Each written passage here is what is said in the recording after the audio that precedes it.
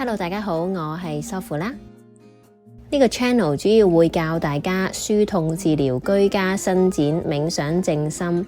對於一啲想針對性舒緩痛症嘅朋友，或者做開運動覺得肌肉繃緊，又或者純粹想喺屋企輕鬆做下伸展嘅男女老少呢，你可以就咁戴上你嘅耳機就可以隨時隨地做運動噶啦。咁我希望可以透過呢個 channel 同大家分享伸展同埋瑜伽嘅樂趣啊！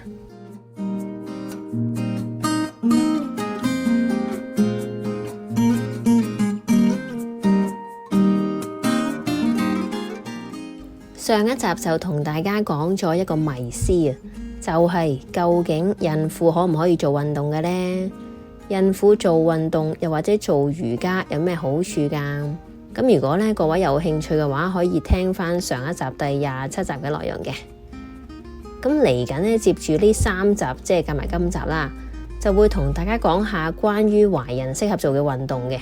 咁就分別有3集啦。今集就會主要 target 講懷孕前期，即係懷孕初期嘅時候適合做嘅運動啦。下一集就會係懷孕中期，咁最後一集呢，就係懷孕嘅後期嘅。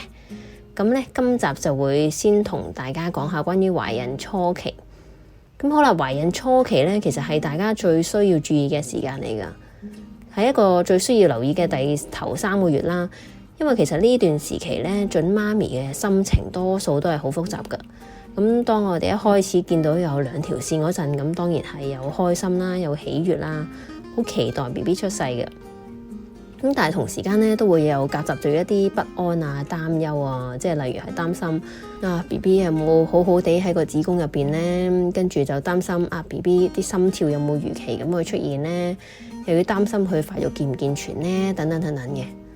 咁因為以上種種嘅因素啦，咁所以令到懷孕初期其實喺成個懷孕嘅過程嚟講呢，算係相對於較危險啦，同埋變數較多嘅一個階段嚟噶。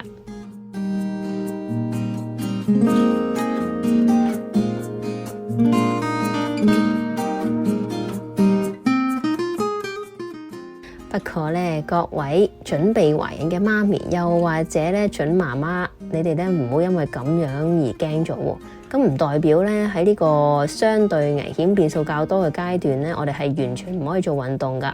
我哋其實只要調整一下運動嘅內容啦、強度啦，我哋一樣可以安全咁樣做運動噶。咁首先講下咯，其實前14週即係我哋懷孕初期啦，成日講嘅，主要嚟講都係用一啲溫和穩定為主噶。咁畢竟而家我哋嗰個胚胎其實着床都未穩定啊嘛，咁所以過咗懷孕初期之後先至慢慢增加翻個運動嘅強度啊，例如去做翻一啲游水啊，又或者係一啲重力訓練咁樣嘅。咁上一集如果大家有聽過嘅話啦，又或者大家可以重溫翻啦，咁我都同大家講解過關於孕婦其實需要注意嘅地方噶。咁今集再提下大家啦，因為尤其是喺懷孕初期一定要注意啊，一啲 hot yoga 啦，而家近排好熱門啦，熱瑜伽，又或者係一啲 hot 嘅 Pilates 啦，咁呢啲咁樣嘅核心體溫運動會即係話令到我哋體溫上升嘅運動一定要禁止噶。同埋其他啲可能係一啲 balancing 嘅動作啦，去訓練我哋嘅平衡力啦。咁其實喺懷孕初期，我哋都要盡量避免噶。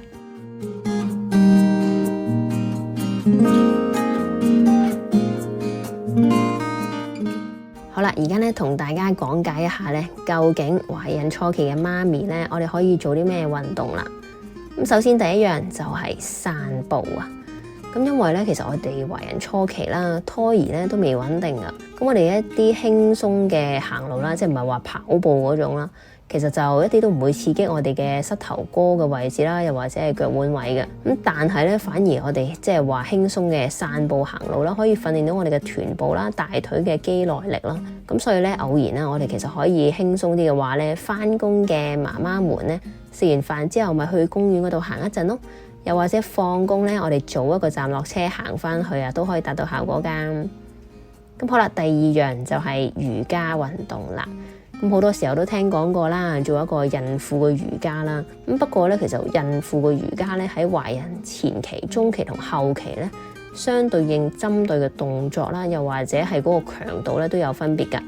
咁可以想象到啦，其實前期嘅話呢，個強度一定係最低嘅。咁咧，我哋嘅前期呢，其實主要嚟講係想保持翻我哋身體唔好繃緊啦，保持我哋柔軟啦，同埋咧增加翻我哋嘅血液含氧量嘅。咁所以最緊要就係伸展我哋一啲繃緊嘅肌肉啦，就唔係追求一啲高難度嘅動作嚟嘅。咁所以咧，我哋懷孕嘅媽咪咧可以揀一啲孕婦嘅瑜伽堂上啦，又或者聽我 Sofu 啦呢一個 podcast。接下落嚟咧會教大家一個呼吸法，再加一個瑜伽嘅動作咧，去幫大家咧喺懷孕初期嘅時候咧做一啲伸展嘅。咁好啦，我哋咧又用幾秒嘅時間咧預備好瑜伽席同埋 settle down 自己。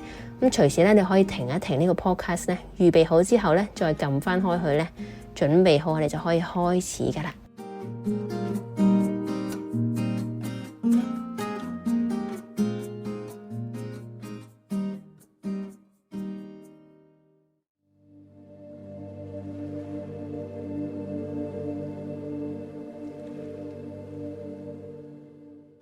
好啦，首先咧第一個動作咧，其實就唔係一個瑜伽嘅動作嚟噶。呢一個咧係一個呼吸法啦，佢叫做 Ujjayi 呼吸法。呢個呼吸法嘅重點咧，其實就係鼻吸鼻呼。比起平時咧，我哋可能有時會習慣用個嘴巴吸氣啊，又或者呼氣啦。咁其實咧，我哋用鼻哥呼吸法咧，可以令到我哋嘅呼吸再深啲、再長啲噶。咁好啦，當我哋做呢個呼吸法嘅時候，其實我哋係可以等陣間啦，我哋嘗試咧瞇埋我哋嘅眼睛，我哋觀察住我哋嘅心輪啊。如果大家第一次聽心輪嘅話咧，可以聽一聽我講解嘅。咩叫心輪咧？其實我哋一個人體咧有7個脈輪嘅，不過我今日淨係 focus 講心輪先。咁換言之咧，其實心輪啊嘛，咁當然係喺我哋中間胸部嘅位置啦。咁其實就係喺我哋兩邊乳頭嘅中間嘅呢個位置咧，我哋而家可以摸一摸佢啦，係靠近我哋嘅心臟嘅位置啦。但係其實我哋而家係講緊兩邊乳頭嘅中間咯。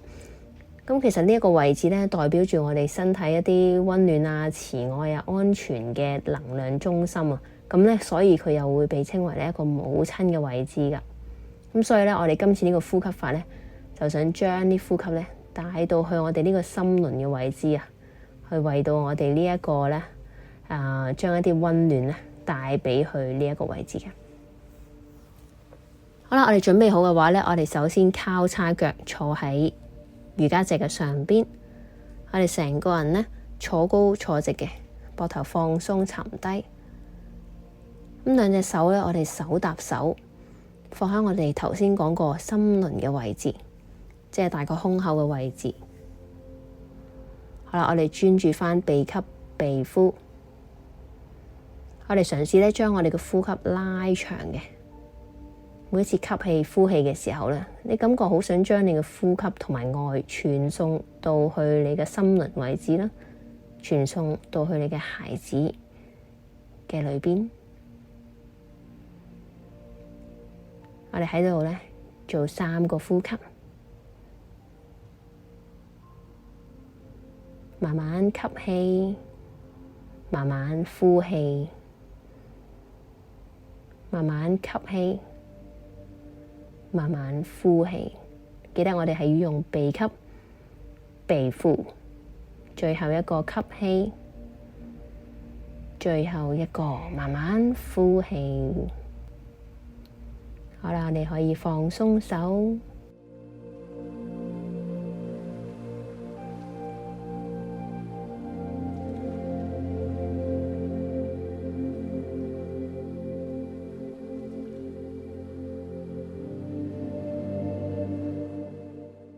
接下落嚟咧，想教大家一個瑜伽嘅動作咧，其實就係一個腰側伸展嘅動作嚟嘅。咁呢一個咧係一個簡單版嘅腰側伸展動作嚟嘅。咁首先我哋照樣坐喺瑜伽席嘅上邊，我哋先交叉腳坐好先。好啦，而家咧我哋先處理咗隻腳先啊。我哋維持住左邊腳唔喐。即係我哋交叉腳坐好之後，維持住左邊腳係唔喐嘅，然後慢慢將你嘅右邊腳膝頭哥一路屈曲轉到去係啦，將你嘅右邊腳咧彎曲向右邊。咁而家咧，你個膝頭哥右邊嘅膝頭哥咧就應該指咗向前邊，你隻右邊腳板咧就應該指咗去後面嘅。咁好啦，望翻你兩隻腳啦，其實就兩邊嘅腳咧，大家一齊咧，其實都係指咗向右邊噶啦，兩邊嘅腳板。咁樣咧，你就係一個正確嘅放腳嘅 pose 嚟噶啦。咁好啦，放好咗隻腳之後咧，我哋而家將你嘅左手放響瑜伽席嘅上高，係啦，你可以手指放地，如果可以嘅話，你夠 flexible 嘅話，可以試下將你嘅左邊手踭都放埋落地下。咁然後咧，慢慢將你嘅右手抬高，好啦，向住天花板嘅方向吸啖氣，做一個伸展，跟住然後慢慢呼氣，將你嘅成個身體咧靠向左邊，咁一路咧 feel 到我哋嘅右邊腰側有伸展嘅感覺嘅。好啦，我哋再嚟多個吸氣，右手向上高天花板嘅方向伸展，然後慢慢呼氣，將個人挨向左邊。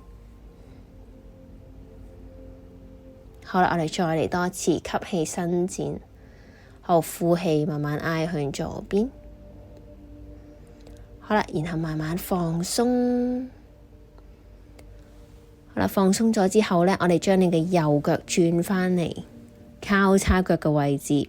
今次調返轉咯，將你嘅左腳屈去你嘅左邊。咁而家呢，將你嘅左腳膝頭哥呢屈咗去左邊之後呢，咁而家你嘅膝頭哥係指咗向前邊，你左邊嘅腳板係指去後面。咁而家你兩隻腳咧都一齊指晒向左邊噶啦，兩隻腳嘅腳板。咁好啦，而家咧你將你嘅右手放喺地席嘅位置，咁手指放地啦，又或者可以嘅話咧，試下手踭放地嘅。咁然後慢慢將你嘅左邊手伸展向上，吸啖氣，好啦，然後慢慢呼氣。將你嘅手咧慢慢指向右邊，你感覺咧你嘅左邊腰側有伸展嘅感覺嘅。好啦，我哋再吸氣，向上高天花板嘅方向伸展，然後慢慢呼氣，跌向右邊。好啦，最後一次吸氣，向上高伸展，呼氣慢慢向右邊，feel 到左邊腰側伸展嘅感覺嘅。咁呢啲伸展嘅活動啦，其實呢一個動作係可以強化我哋嘅背部力量啦，同埋改善我哋嘅腰酸背痛嘅。好啦，然後慢慢放鬆。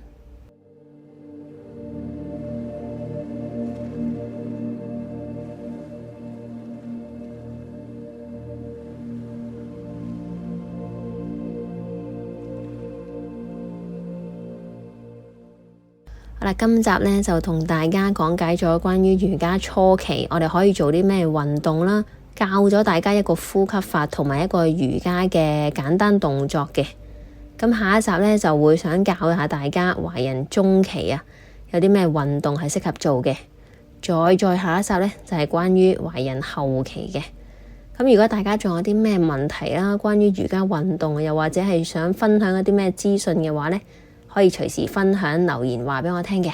咁如果大家鍾意我呢個 channel，可以 follow 我嘅 IG 支持一下啦，又或者 like、subscribe、share 呢個 podcast，又或者留 comment，俾5星評分我支持一下我繼續做呢個 podcast 嘅。咁好啦，我哋下次再傾啊，拜拜。